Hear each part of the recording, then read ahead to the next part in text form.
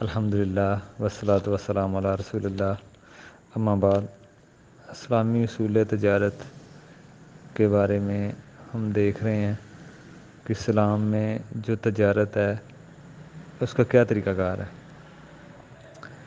اسی ٹاپک کے تحت آج ہم قرض کے بارے میں دیکھیں گے کہ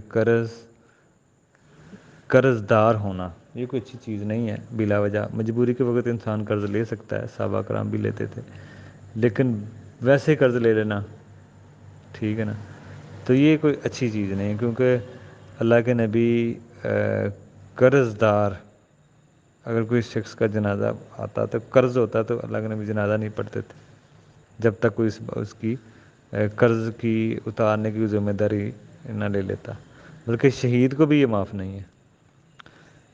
دیکھیں تھوڑا بہت قرض ہو نا وہ چلیں ٹھیک ہے، لیکن ایسا قرض جس کے بوجھ تلے انسان دبا ہو تو یہ بہرحال اسلام نے اچھا نہیں سمجھا اس کو۔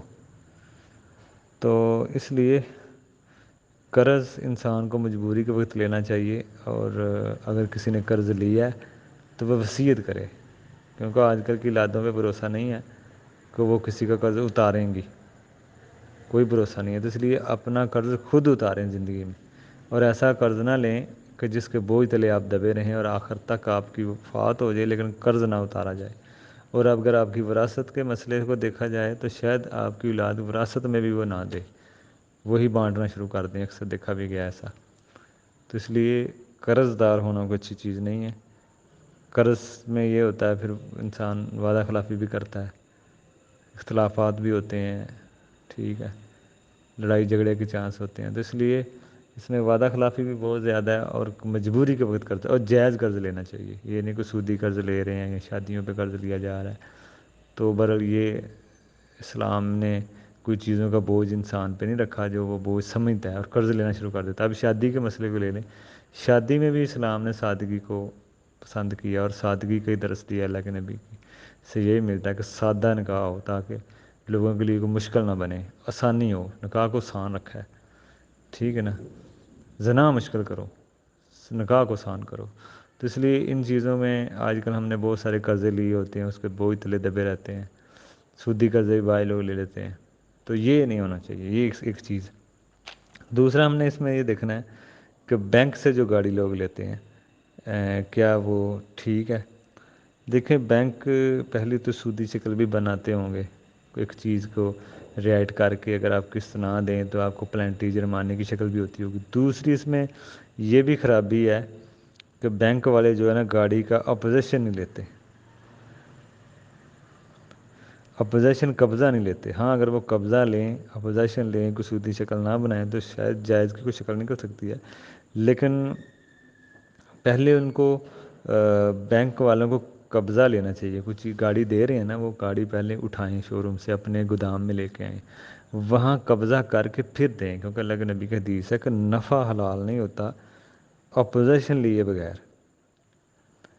کیونکہ جو نفع اپوزیشن قبضہ لیے بغیر آتا ہے وہ حلال نہیں ہے، تو اس لیے وہ بینک فروخت نہیں کر سکتا، کیونکہ وہ گاڑی کا مالک نہیں ہے۔ جیسے ان کو گاڑی ہے تو اسے پہلے موو کر کے اپنے گودام میں لانی چاہیے، پھر ڈلیوری کرنی چاہیے۔ کار شو روم سے یہ نہیں ڈائریکٹ ڈلیوری کر دی، تو اس لیے بعض بینک صرف نا اپوزیشن نہیں لیتے، صرف نام کی سلامی ہوتے ہیں۔ تو یہ بینک کے بارے میں جو گاڑی لیتے ہیں اس کے بارے میں ہم نے اس میں ایک چیز دیکھی ہے کہ بینک والوں کو قبضہ لینا چاہیے، کیونکہ حدیث ہے اللہ کے نبی کی کہ کوئی بھی چیز آپ بیچیں اس کو پہلے خریدیں اور اپنے پاس لے کے آئیں، قبضہ لے کے آئیں، نہیں نفع حلال ہوتا جب تک آپ، بلکہ پہلے وقتوں کی بات ہے، اللہ کے نبی کے دور میں حضرت عمر کے بارے میں آتا ہے کہ وہ بازاروں میں داخل نہیں ہونے دیتے تھے اس شخص کو جو قبضہ نہیں لیتا تھا، پہلے فروخت کر دیتا تھا، اور ان کو مارا جاتا تھا۔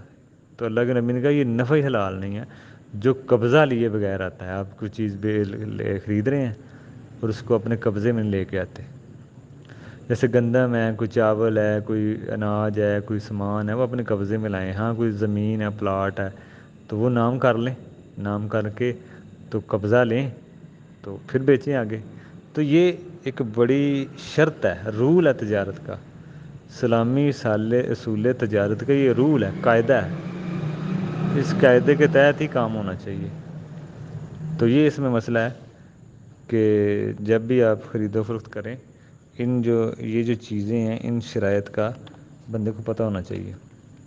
دوسری چیز اس میں ایک اور دیکھتے ہیں، تورق جسے کہتے ہیں، جیسے کوئی قسطوں پہ چیز لیتا ہے، گاڑی لیتا ہے قسطوں پہ، 1 لاکھ کی موٹر سائیکل لے لی، اب وہی قسطوں میں لے کے 1 2 قسط دی، آگے جا کے بیچ دی، اپنے قبضے میں لے لی، قبضے میں لے لی یا اپنے رسک میں لے لی اس نے۔ اب وہ گاڑی کو اگر نقصان ہوتا ہے، ایکسیڈنٹ ہوتا ہے، تو وہ کس کے اوپر آئے گا؟ جس نے لی ہے اس کے اوپر ہی آئے گا نا۔